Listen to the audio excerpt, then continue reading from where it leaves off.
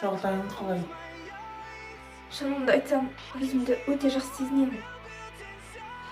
Қарап тұрсам, әке-шешем мені мүлде жақсы көрмеген екен. Ал мен айтқандарын істеп жүрдім. Мені жақсы көрдім деп, мені мақтасын дедім.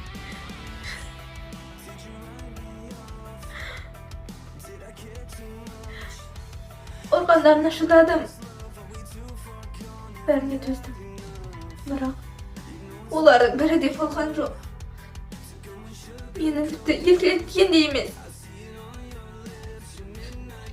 Енді жаңа өмір бастайын.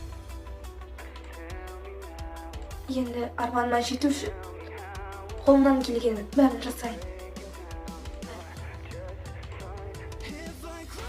Ол жолда мен саған қолдау көрсететін боламын. Сіз маған өте көп жақсылық жасадыңыз. Оны қалай қайтара аламын? Менің өмірлік серігім болсаң, арманым болмас еді. Айым, маған тұрмысқа шығасың ба? Ассаламалейкум, жандос. Саған да. Менімен не туралы сөйлескің келді? Қысқасы, сен некеден бас тартуың керек. Бас тартпасам ше, сенің әкеңнің қандай бизнеспен айналысатынын мен өте жақсы білемін. Егер де некеден бас тартпасам, әкең түрмеге түсетін болады. Бас тартқанымды неге қалайсың? Әлде менің қалыңдығыма көзің түсіп жүр ме? Ол сенің қалыңдығың емес.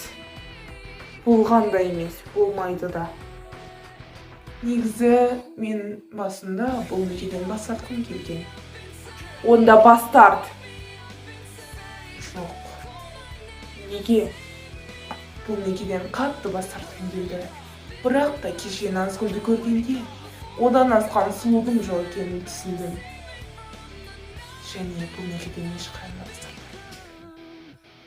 Назгүл тек мендік. Оны ешкім менен тартып ала алмайды. Ешқашанда ол маған жақында тұрмысқа шығады. Оны ешкім де тоқтата алмайды.